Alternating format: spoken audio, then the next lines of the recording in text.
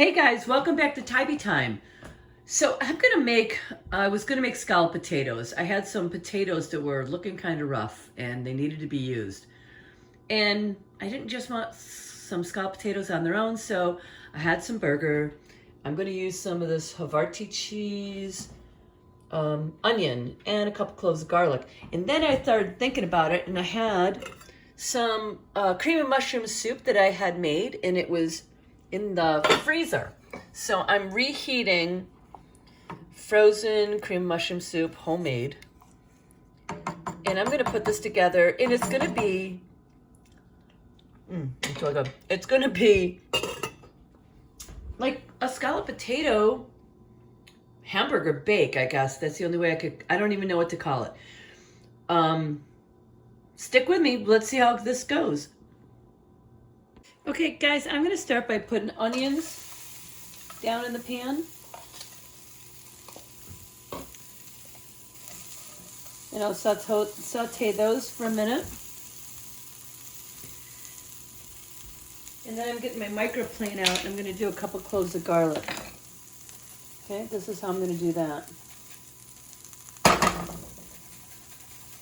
If you don't have one of these, I suggest you buy one. They're inexpensive and they are a wonderful thing to have. Okay, there's one clove down. See how fast you can do that? Just watch your fingertips.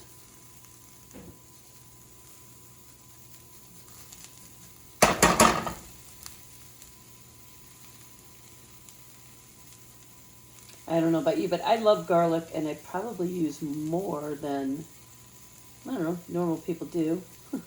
But this, I'm only putting two cloves in for this. And now I'm going to drop the hamburger in. I don't know about you, but I love the smell of garlic and onion in a fry pan.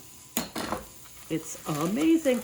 And the burger I have here is 80-20. And I am going to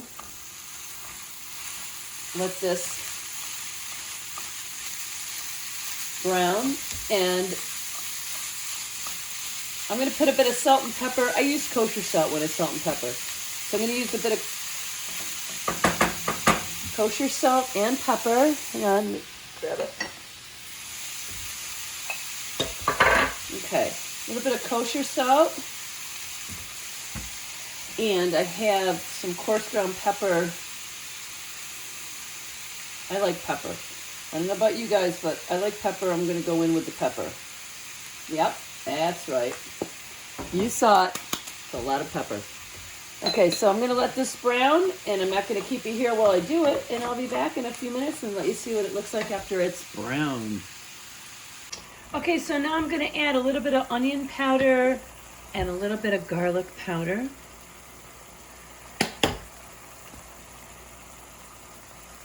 Okay. Okay, and now I'm going to put a little bit of Worcestershire sauce in, not a ton, just a little bit.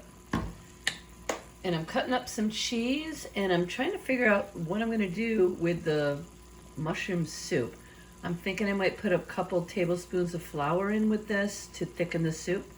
All right, let's stay tuned. Okay, so while I'm pondering what I'm going to do with the soup, I'm going to butter this baking dish. It's just a casserole dish. I think it's a 6-quart, maybe a 5-quart. Anyway, I'm just going to butter it. See, I've got a cube of butter. I'm just going to butter all the edges and all the walls. And this is what I'm going to put the casserole in before it goes in the oven. Okay, so I'm going to start layering the potatoes in the bottom of the bowl. And I put a little bit of the cheese in with the mushroom soup. Not much, just a little bit. Because I think I'm just going to add the cubes. Here's the cubes of cheese. I think I'm just going to add them as I go ahead and layer. Okay, so I'm going to layer this. And then I'm going to put some of the meat mixture on top. And some of the soup. And we're going to do that layer by layer. And I'll be back. Okay, so here we go. I'm going to put some of the meat down. And then I'm going to put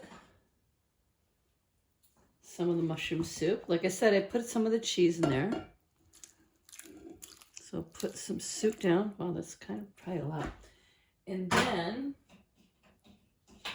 I'm going to add a few cubes of the cheese.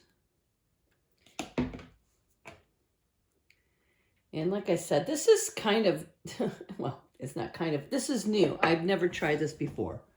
So I'm going to keep continuing to layer. Now I'm going to go back with potatoes. And then more meat. And then more cheese. Until we're to the top. Okay, so I'll show you what that looks like.